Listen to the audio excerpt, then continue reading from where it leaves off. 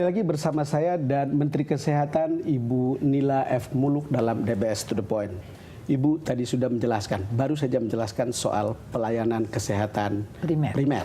Ya. Dan tadi saya tanya soal cakupan pelayanan untuk pemegang kartu ini. Saya teruskan, Bu. Ya. Artinya kan orang tidak boleh numpuk langsung rumah sakit. Kan maksudnya kira-kira begitu ya. Dan itu kan hanya mengandaikan orang harus siap untuk mencegah itu melalui pemeriksaan rutin misalnya. Pemegang kartu ini bisa? Bisa. Itu yang kami mau memperluas cakupan ini. Jadi juga termasuk promotifnya. Jadi promotif itu penting sekali. Jadi kita mengedukasi masyarakat itu, karena masyarakat juga tentu tidak mengerti tentang kesehatan. Oke, nah jadi promotif ini juga sangat kami perlukan. Jadi kami mengharapkan layanan kesehatan primer itu bukan hanya duduk untuk menunggu pasien, tapi mereka mencoba menjaga, memantau masyarakatnya. Nanti kita harapkan satu puskesmas itu atau satu layanan kesehatan primer itu membawahi berapa dari Jadi ada penduduk. bisa kata kasarnya begini, ada cek darah bisa Pak. Cek itu penyakit paru-paru bisa. Bisa Pak. Jadi artinya ada screening untuk dilakukan di puskesmas. Ya, betul. Ibu, keahlian Ibu atau pengalaman Ibu adalah di MDGs, dan itu kan sebuah pengalaman internasional yang reputasinya besar. Ini masalah umum soal kesehatan ibu dan anak, soal sanitasi, soal malnutrisi, dan seterusnya. Kalau Ibu lihat di Indonesia keadaannya bagaimana sekarang? Begini, MDGs itu terdiri dari 8 goals. 8 goals ya? Ya, 8 goals, dari mulai kemiskinan sampai dengan kemitraan atau kemitraan global. Saya agak tidak setuju sedikit kemitraan global. Kemitraan itu bisa dilakukan oleh kita sendiri di dalam negeri.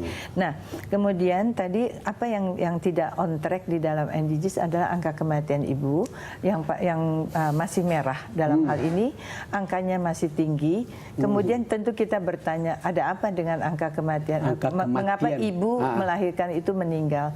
Saya tidak bisa menyalahkan hanya kesehatan, karena di sini termasuk ada hal-hal faktor sosial lainnya. Misalnya, satu, itu transportasi. Jangkauan mereka dari daerah terpencil untuk mendapatkan layanan kesehatan adalah sangat sulit. Dan itu sering sangat jauh ke tempat rumah sakit. Kedua, misalnya tadi disebut ada air dan sanitasi, akses air bersih dan sanitasi. Kita ketahui kalau kita tidak mempunyai akses air bersih atau sanitasi yang baik, pasti ibu-ibu ini juga akan menderita cacingan atau kita sebut akhirnya dia anemia. Begitu dia melahirkan ada sedikit mengalami perdarahan, tentu dia akan mengalami sesuatu yang menjadikan perdarahan yang cukup besar.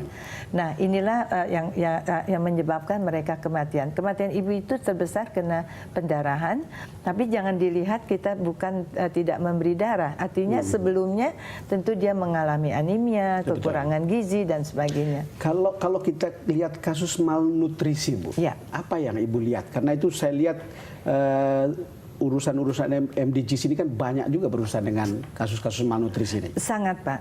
Pertama kali saya diangkat, saya mengatakan kepada pemerintah, sebenarnya jangan, waktu itu malnutrisi sudah mulai menurun angkanya, sudah mulai baik, tapi jangan bergembira dengan angka yang turun.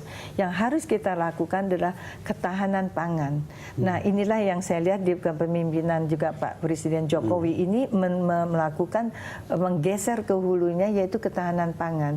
Begitu kita ada satu bencana atau apapun yang terjadi, kalau kita tidak punya ketahanan pangan, malnutrisinya akan naik lagi, Pak. Ibu, sekarang kalau ada kartu Indonesia Pintar, kemudian kartu Indonesia Sehat, lalu kemudian ada kartu Keluarga Sejahtera yang sekarang tiga kartu sakti itu. Ini kan cukup membantu sebetulnya untuk membuat hal-hal seperti ini bisa berkurang, atau bagaimana kalau dilihat dari segi kesehatan? Tapi saya tetap berpegang hulunya adalah kesehatan, Pak. Hulunya adalah kesehatan. Jadi kartu Indonesia Sehat, karena itu kami geser, jangan kuratif, jangan hanya pengobatan, tetapi kami geser ke preventif, promotif tadi. Ibu-ibu itu harus tahu menjaga kesehatan dirinya, harus tahu bagaimana merencanakan keluarganya, tidak asal saja punya anak, Pak. Kita harus menghitung gaji suami itu cukup berapa anak.